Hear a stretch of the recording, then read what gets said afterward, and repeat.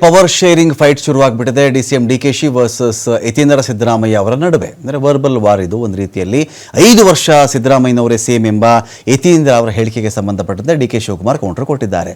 ಯತೀಂದ್ರ ಅವರಲ್ಲಿ ನಮ್ಮ ಹೈಕಮಾಂಡು, ಬೇರೆ ಯಾರೂ ಅಲ್ಲ.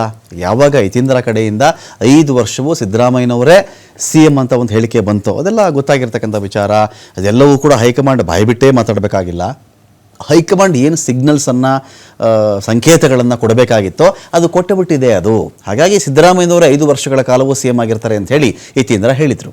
ಇದಾದ ಮೇಲೆ ಡಿ ಕೆ ಶಿವಕುಮಾರ್ ಅವ್ರನ್ನ ಕಂಡು ಏನು ಈ ಥರ ಹೇಳಿದಾರಲ್ಲ ಅಂತ ಕೇಳಿದ್ರೆ, ಇಲ್ಲ ರೀ, ನಮಗೆ ಇರೋ ಹೈಕಮಾಂಡ್ ಅಂದರೆ ಯತೀಂದ್ರ ಅವರೇನೆ ಅದು ಅಂತೇಳಿ ಡಿ ಕೆ ಶಿವಕುಮಾರ್ ಮಾತಾಡ್ತಾರೆ. ಇದು ಅವರು ವಾಸ್ತವ ಹೇಳಿದ್ರಾ, ವ್ಯಂಗ್ಯ ಹೇಳಿದ್ರಾ, ಅಥವಾ ಸಿಟ್ಟು ಮಾಡ್ಕೊಂಡು ಹೇಳಿದ್ರ, ಅದು ನಿಮಗೆ ಬಿಟ್ಟಂಥ ವಿಚಾರ. ಅವ್ರು ಏನು ಹೇಳ್ತಾರೋ ಯತೀಂದ್ರ ಸಿದ್ದರಾಮಯ್ಯನವರು, ನಾವು ಗೌರವದಿಂದ ಸ್ವೀಕರಿಸೋಣ ಅದನ್ನು. ಯತೀಂದ್ರ ಅವರನ್ನೇ ನಮ್ಮ ಹೈಕಮಾಂಡ್ ಅಂತ ನಾವು ಸ್ವೀಕರಿಸಬೇಕಾಗತ್ತೆ.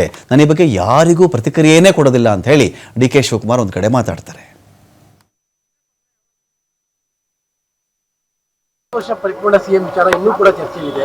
ಬಜೆಟ್ ಆದ್ಮೇಲೆ ಯಾರು ಅದ್ರ ಬಗ್ಗೆ ಚರ್ಚೆ ಮಾಡ್ತಿಲ್ಲ. ಮೀಡಿಯಾದವ್ರು ಮಾತ್ರ ಚರ್ಚೆ ಮಾಡ್ತಿದ್ದಾರೆ ಅನ್ಸುತ್ತೆ. ನನಗೆ ಗೊತ್ತಿರೋಂಗೆ ರಾಜಕೀಯ ವಲಯದಲ್ಲಿ ಯಾರು ಅದ್ರ ಬಗ್ಗೆ ಚರ್ಚೆ ಮಾಡ್ತಿಲ್ಲ.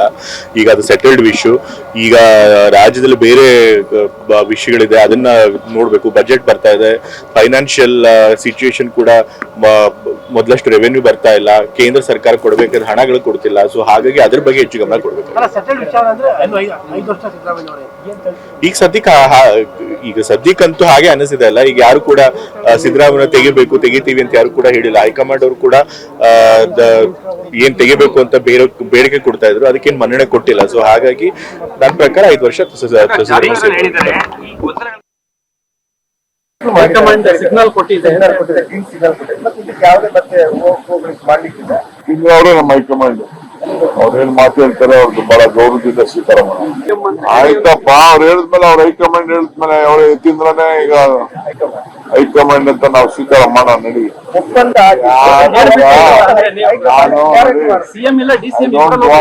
ರಿಯಾಕ್ಟ್ ಬಸವರಾಜ್ಗೂ ರಿಯಾಕ್ಟ್ ಮಾಡಕ್ ಇಷ್ಟ ಇಲ್ಲ, ಯತೀಂದ್ರಾಗೂ ರಿಯಾಕ್ಟ್ ಮಾಡಕ್ ಇಷ್ಟ ಇಲ್ಲ. ಏನ್ ರಿಯಾಕ್ಟ್ ಮಾಡೋದು ನಮ್ ಡೆಲ್ಲಿ ರಿಯಾಕ್ಟ್ ಮಾಡ್ಬೇಕು.